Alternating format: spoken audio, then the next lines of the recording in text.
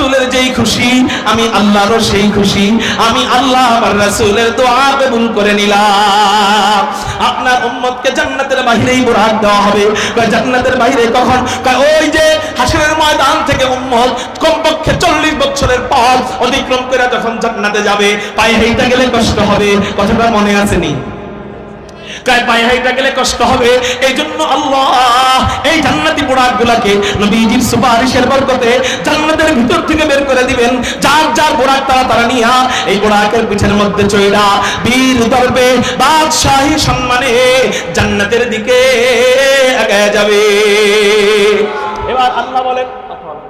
এবার আল্লাহ বলেন ওয়া ফুতিহাত আবওয়াবুহা হাত্তা ইযা জাউহা। এই তো মাত্র জান্নাতীরা জান্নাতের কাছে আসলো। ওয়া ফুতিহাত আবওয়াবুহা, এরপর কি হবে? জান্নাতের সবগুলা দরজা খুলে দেওয়া হবে।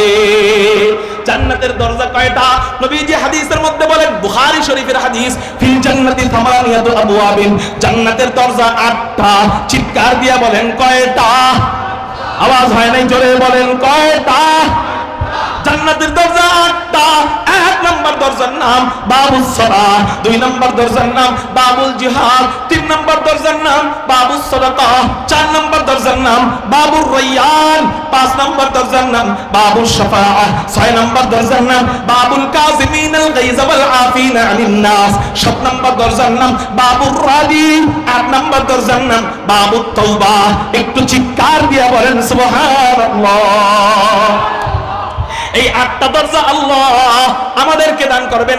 এই 8টা দরজা দিয়ে 8 প্রকার মুমিনরা জান্নাতে যাবে। 8 প্রকার মুমিন মানে যেই মুমিন নামাজকে বেশি মহব্বত করত, আল্লাহ ওই মুমিনকে বাবুস সালাহ নামক দরজা দিয়ে জান্নাতে প্রবেশ করাবেন। যেই মুমিন রোজাকে বেশি মহব্বত করত, সেই মুমিনকে আল্লাহ বাবুর রায়্যান নামক দরজা দিয়ে জান্নাতে প্রবেশ করাবেন। মানে এক এক গুণে গুণান্বিত মুমিনের জন্য এক একটা দরজা খোলা। এমনকি যদি কেউ 2 গুণে গুণান্বিত হয়, তার জন্য 2টা দরজা খোলা।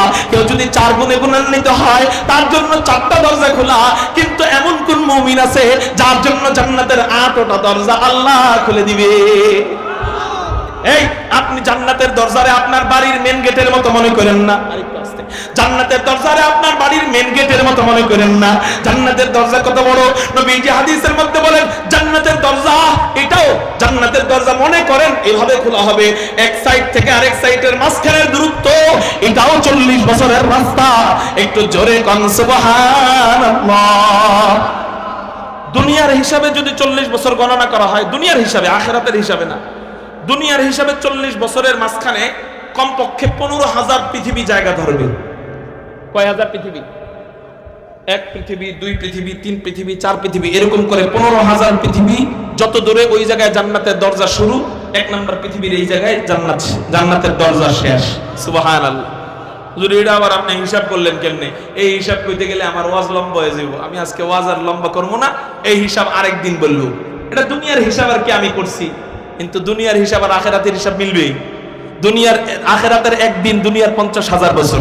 তাহলে আখিরাতের 40 বছর আর দুনিয়ার 50 বছর, আখিরাতের 40 বছর আর দুনিয়ার 40 বছর মিলবে? মিলবে না। তারপরেও দুনিয়ার হিসাবটা বলি, একটা 40 বছরের রাস্তায় এই বিমান দিয়ে যদি যাওয়া হয়, তাহলে 40 বছর পার হইতে 15,000 পৃথিবী ওভারটেক করলে যত দূর যাওয়া যায় তত দূর যাওয়া যাবে। সুবহানাল্লাহ বলেন। এই এত বড় দরজা কোন বান্দার জন্য 8টা দরজাই খোলা থাকবে? বলবো নি? 2টা হাদিস আছে এই ব্যাপারে। কয়টা হাদিস? একটা হাদিস পুরুষ মহিলা সবার জন্য, আর একটা হাদিস শুধু মহিলাদের জন্য। পুরুষ মহিলা সবার জন্য যে আমল, সেটা কি?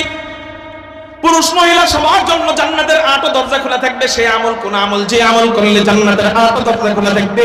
নবীজি বুখারী শরীফের মধ্যে জানায় দেয়, কোন ব্যক্তি যদি সুন্দরভাবে ওযু করে, ভালোভাবে ওযু করে, আমরা ওযু করি কি কোন রকম মুখের মধ্যে পানি নিয়ে ফেলাই দিই, ঠিক না বেটা?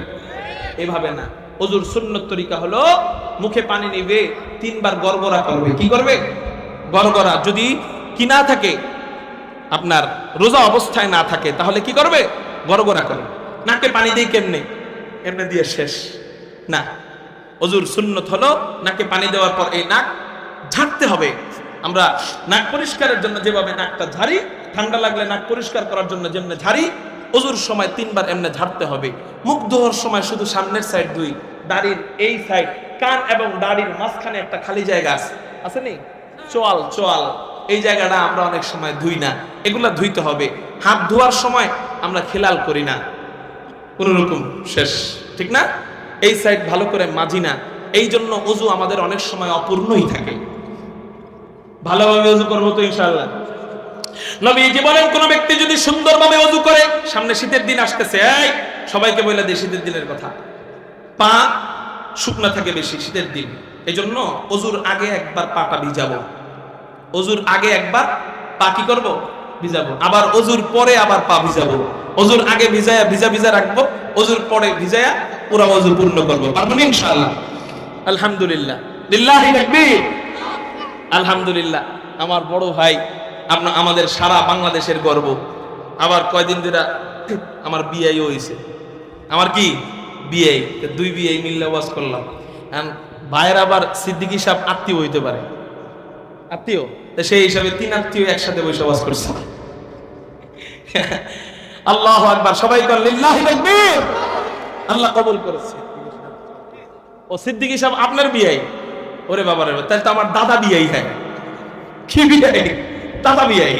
আল্লাহ কবুল করুক, বলি আমিন। শেষ কথা, যে ব্যক্তি সুন্দরভাবে ওযু করবে, ওযু করার পর কালিমায়ে শাহাদাত পড়বে, যদি পারে আঙ্গুলটা আসমানের দিকে উঠাবে, কালিমায়ে শাহাদাত পড়বে। ভালোভাবে ওযু করার পর এই আমলটা যদি কেউ করে, নবীজি বলেন ওই পুরুষ আর নারীর জন্য আল্লাহ জান্নাতের 8টা দরজা খোলা রাখবেন। সে যেই দরজা দিয়ে মনে চায় সেই দরজা দিয়ে জান্নাতে প্রবেশ করবে। এই ছোট্ট আমলটা করব কারা কারা? আল্লাহু আকবার বলে করবো ইনশাআল্লাহ। আল্লাহ কবুল করো, বলি আমিন। হাত নামান। শেষ আমল মহিলাদের কথা। কাদের কথা? মহিলাদের কথা। নবীজি বলেন কোন মহিলা যদি 4টা গুণ অর্জন করে, আলা রাসূলুল্লাহ সাল্লাল্লাহু আলাইহি ওয়াসাল্লাম ইদা সাল্লাতিল মারআতু খামসাহা ওয়া সামাত শাহরাহা ওয়া হাফিজাত ফারাজাহা ওয়া আতাআত যাওজাহা। 1 নাম্বার গুণ হলো 5 ওয়াক্ত নামাজ ঠিকঠাক মতো পড়বে।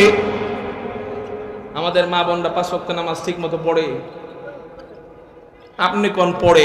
জোহরের নামাজের সময় খানা একটু দেরি করে আনলেই তো রাগারাগি শুরু করে দিই। প্রত্যেকদিন জোহরের নামাজটা পড়াই আসরের টাইমে, ঠিক না ভাই? ঠিক। আল্লাহ আপনারে ধরবে, এই জামাই তুই কয়ে দেস নাই গেলে গা তোর বউরে যে খানা দেরি হোক অসুবিধা নাই, তুমি জোহরের নামাজ পড়ে রাইন দেও, ঠিক না ভাই? ঠিক। পারবো না ইনশাআল্লাহ। তাদেরকে সহায়তা করবো আমরা ইনশাআল্লাহ। ইদা সাল্লাতিল মারআতু খামসাহা, 5 ওয়াক্ত নামাজ পড়বে। 2 নাম্বার ওয়াসামাত শাহরাহা, রমজান মাসে রোজা রাখবে। 3 নাম্বার ওয়া হাফিজাত ফারাজাহা, লজ্জাস্থানকে হেফাজত করবে।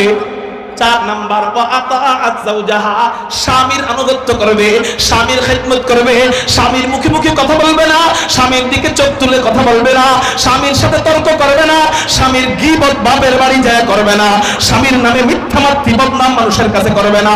নবীজি বলেন এই 4টা গুণ যে অর্জন করবে, মুখস্থ করেন। 1 নাম্বার 5 ওয়াক্ত নামাজ পড়বে, 2 নাম্বার রমজানের রোজা রাখবে, 3 নাম্বার লজ্জাস্থানকে হেফাজত করবে, 4 নাম্বার স্বামীর খিদমত করবে, স্বামীর আনুগত্য করবে। এই 4 গুণ যেই বোন অর্জন করবে, নবীজি বলেন ইলাহা, তাকে বলা হবে উদখুলিল জান্নাত মিন আই আবওয়াবিল জান্নাতি শিতি। ও মহিলা, ও মেয়ে, ও কন্যা, যাও যাও যাও, তোমার জন্য জান্নাতের বিশাল বড় বড় 8টা দরজাই খোলা। যেই দরজা দিয়ে তোমার মনে চায় সেই দরজা দিয়ে জান্নাতে প্রবেশ করো। জোরে করো সুবহানাল্লাহ। এবার জান্নাতে প্রবেশ করার সময় কি কি হবে? ফেরেশতারা আমাদেরকে কেমনে সালাম দিবে, দারওয়ানরা আমাদেরকে কেমনে সালাম দিবে, জান্নাতের বিবিরা আমাদেরকে কেমনে সালাম দিবে, জান্নাতের হুররা আমাদেরকে কেমনে সালাম দিবে, জান্নাতের গিলমানরা আমাদেরকে কেমনে সালাম দিবে, জান্নাতের খাদেমরা আমাদেরকে কেমনে সালাম দিবে, আল্লাহ আমাদেরকে কেমনে সালাম কাওলাম মির রাব্বির রহিম।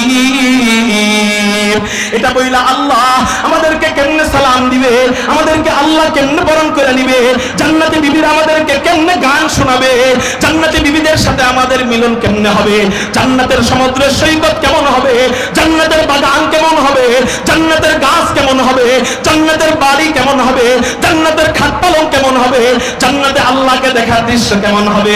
ইনশাআল্লাহ কখনো যদি সামনে আসি বলবো আসসালামু আলাইকুম ওয়া রাহমাতুল্লাহি ওয়া বারাকাতুহু।